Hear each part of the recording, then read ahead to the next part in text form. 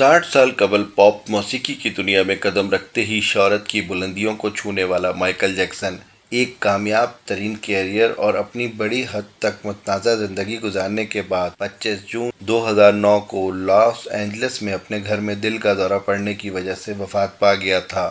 Michael Jackson کا rock, فنک اور solve موسیقی کا امتزاج انہیں دنیا کا سب سے بڑا پاپ گلوکار بناتا ہے۔ ان کی تھرلر جیسی میوزک البم کو طویل عرصے تک دنیا میں سب سے زیادہ فروخت ہونے والی میوزک البم کا اعزاز حاصل رہا۔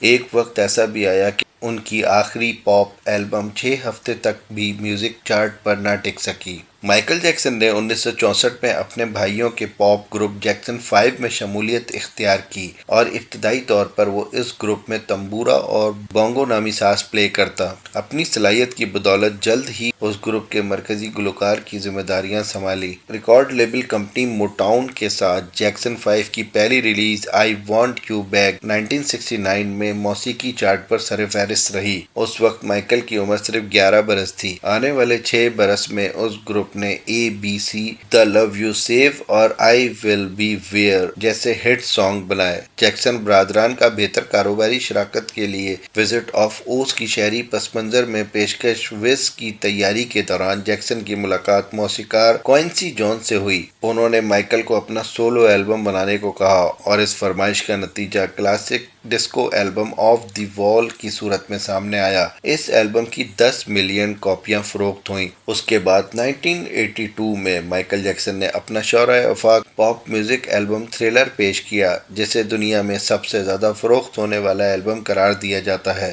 Guinness book of world record کے مطابق 2009 تک اس البم کی 65 ملین کاپیاں فروخت ہو چکی تھی۔ یہی نہیں، 1983 میں موٹاؤن ٹی وی اسپیشل میں مائیکل جیکسن کی مون واک دیکھ کر لوگ حیران رہ گئے۔ 1984 کا عرصہ مائیکل جیکسن کے لیے مشکل رہا جب لاس اینجلس میں مشروب ساز ادارے مائیکل کے بالوں میں آگ لگ گئی۔ انہیں اسٹریچر پر ہسپتال منتقل کیا گیا، جبکہ یہی وہ وقت تھا جب تھرلر کی فروخت 1.5 لاکھ البم فی ہفتے کے حساب سے بڑھ رہی تھی۔ مائیکل کی مقبولیت کے ساتھ ساتھ ان کے بارے میں ایسی کہانیاں بھی مشہور ہونے لگی کہ وہ آکسیجن ٹینٹ میں سوتے ہیں۔ یہی وہ زمانہ تھا جب مائیکل کی مشہور عام عرفیت ویکو جیکو سامنے آئی۔ وہ اپنے فارم نیورلینڈ میں منتقل ہوئے۔ اپنے البم بیٹ کی ویڈیو میں مائیکل جیکسن سفید فارم شکل میں نظر آئے، جس سے یہ افواہیں زور پکڑ گئیں کہ اس نے پلاسٹک سرجری یا اسکن بلیچنگ کرائی ہے، لیکن یہ افواہیں مائیکل کی مقبولیت کو نقصان نہ پہنچا سکی۔ اس البم کی مقبولیت کے بعد جیکسن نے اپنا پہلا سولو ٹور شروع کیا۔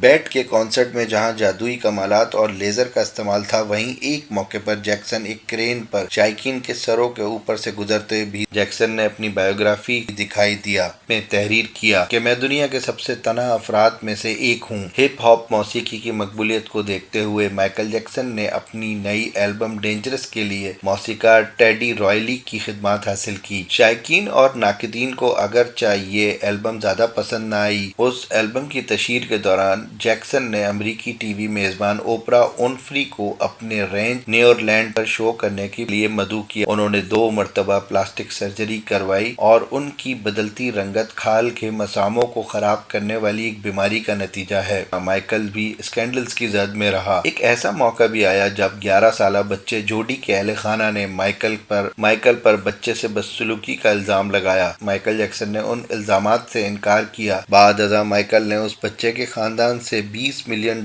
کے عوض تصفیہ کر لیا۔ اگلے برس مائیکل نے انجانی امریکی گلوکار ایلوس پریسلے کی بیٹی لیزا میری پریسلے سے شادی کر لی، جو صرف 19 ماہ چل سکی۔ ان تمام واقعات کے باوجود مائیکل جیکسن کی مقبولیت میں کوئی کمی نہ آئی۔ ایک وقت ایسا بھی آیا جب مائیکل کے سر سے پاپ موسیقی کے شہنشاہ کا تاج کھسک رہا تھا۔ مائیکل نے یورپ میں اپنی نئی البم ہز اسٹوری کی تشہیر کے لیے اپنے قد آور مجسمے نصب کروائے۔ اگلے برس مائیکل نے برٹ ایوارڈ میں اپنا ہٹ گانا ارتھ سانگ پیش کیا۔ 1997 میں مائیکل جیکسن کو rock and roll hall of fame میں شامل کر لیا گیا اور اس نے غیر متوقع طور پر ایک نرس ڈیبی روس سے شادی کر لی، جس سے اس کا بیٹا پرنس प्रिंस माइकल पैदा हुआ। 1998 में उन दोनों की एक बेटी पेरिस माइकल कैथरीन पैदा हुई, जबकि 1999 में माइकल और डेबी में तलाक हो गई, जबकि बच्चे माइकल के पास ही रहे। 6 बरस के अरसे में तैयार होने वाली माइकल की नई album invisible music channel chart पर सिर्फ 6 हफ्ते ही ठहर सकी। जैक्सन ने तशहीर की कमी को एल्बम की नाकामी की वजह करार दिया। इसी दौरान माइकल की जाती जिंदगी एक बार फिर उस वक्त खबरों में आई जब उसने अपने 11 माह के बेटे प्रिंस माइकल को कंबल में लपेटकर जर्मनी के एक होटल में खिड़की से लटका दिया। दिवालिया होने की खबरों के बाद माइकल ने दुबई में सकूनियत इख्तियार कर ली। मार्च 2009 में माइकल ने एक प्रेस कॉन्फ्रेंस में ऐलान किया कि वो पॉप म्यूजिक की दुनिया में आखिरी बार दोबारा कदम रख रहा है और उसकी वापसी लंदन में 50 कॉन्सर्ट के एक टूर के साथ होगी। उन कॉन्सर्ट के 7.5 लाख टिकट इब्तदाई चंद दिनों में ही फरोख्त हो गए।